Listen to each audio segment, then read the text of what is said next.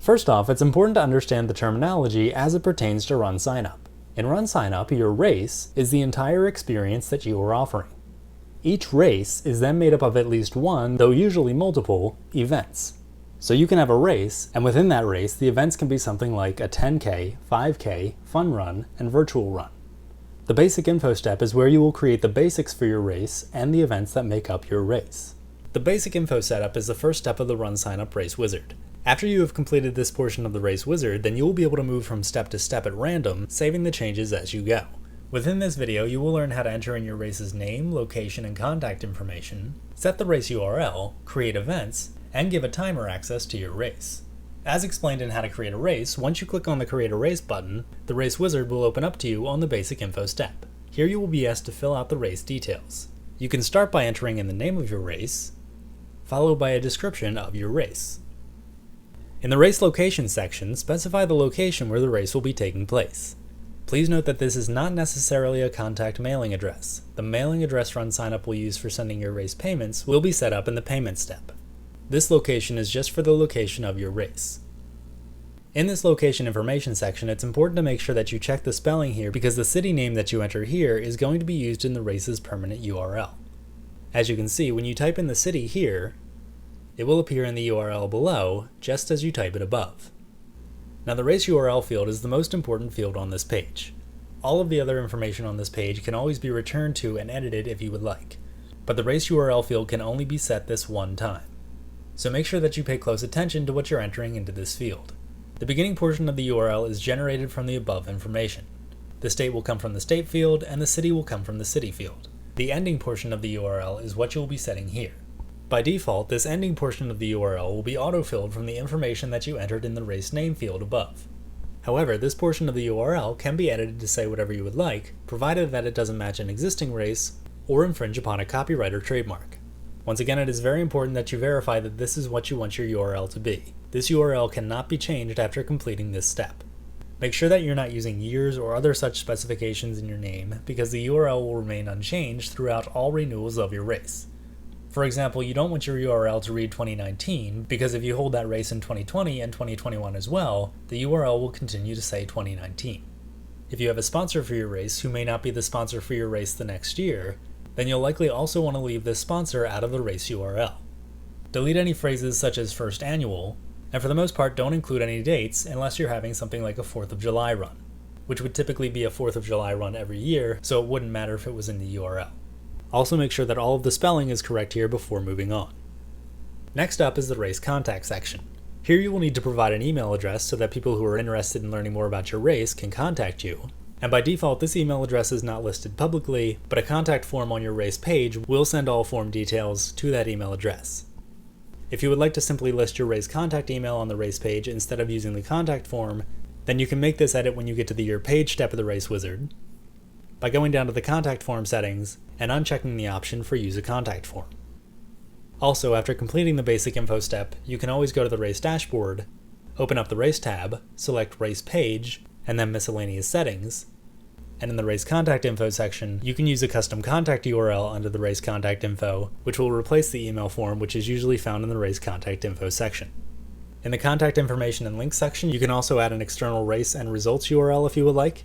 The external race URL will redirect your sign up button to another website if your online registration is closed, and the external results URL will add an additional link to the results page, which will direct users to this link to find additional results. Here you can also add your Facebook page ID and your Facebook event for the entire race, and this will add links on your race page which will go to your Facebook page and/or Facebook event page. Next, you'll find the Set Up Your Event section. The basic info step is where you need to go to add events to your race. Every race needs to be made up of at least one event, and you can create as many events as you would like under one race. To start off, enter in the event name. For this example, we'll create an event for a 10K. Next, let RunSignUp know which type of event you are creating so that runners can easily find it using our Find a Race page search options. For instance, if this 10K is a run, then anyone searching for event types that are runs will be able to find your race through this event. Finally, indicate the start date and time of this particular event. If your event has an end date and time, then you can also enter this here as well, but an end date and time is not required. You can create as many events as you need for your race by using the button labeled Add Another Event, and repeating the process for, let's say, a 5K, and perhaps a fun run, and even maybe a virtual run. And if you would like to delete an event from your race, then this can be done by clicking on the trash can next to that event. Please note that if you click on Add Another Event and you do not need to add another event, then you will need to delete this blank event before saving. If you try saving with a blank event, you will get an error until you delete that blank event or fill out the information for that event. Finally, in the Set Up Your Event section, you can arrange the events in the order that you would like them to be listed on your race page by using the up and down arrows next to each event. Next up, you can set the processing fee information. If you decide to have the processing fee paid by the registrant, this will mean that the registrant pays the processing fee in addition to the transaction fee. If you set it up so the processing fee comes out of the charge, this will mean that the race essentially pays the processing fee, as it will be removed from the total transaction amount before those funds go to your race. You also have the option to do half of the processing fee is paid by the registrant and half is taken out of the charge, which pretty much explains itself, so I can't really go into much detail on that. If your race is going to be accepting donations, then you will have the option to turn them on here. You can enable donations by selecting yes, and then some additional donation fields will be made available for you to fill out. However, please keep in mind that for more advanced settings, you can go to the donation setup page in your race dashboard after your race is created. This can be found on your race dashboard under Donations, Setup, Basic Setup. To learn more about donation setup or any feature on the race dashboard, simply go to that features page and click on the Help button that is found there. Next, we move on to the timer information. If you have a timer for your race, and you would like to allow your timer to have access to your race so that they can manage participants and upload results, then fill out the timer search field to find the timer you are looking to add to your race. After clicking on the search button, the available options for timers on RunSignUp will be listed for you, and you can select your timer from the list. If the timer that you are looking for is not already on RunSignUp, then you will be given the option to invite them. After inviting them, they will receive an email on how to set up their timer account. The contract section is the final portion of the basic info step. Read the contract provided here, and if you agree to its terms, signify this by marking off the checkbox. Once you have completed entering in the minimum information needed for creating your race page, and again, once you have made sure that your race URL is the race URL that you want to stick with for all of time, then you can either choose to publish your race immediately or save it as a draft to be published later. To publish your race immediately and continue working on it, simply click on Create a Race and Continue.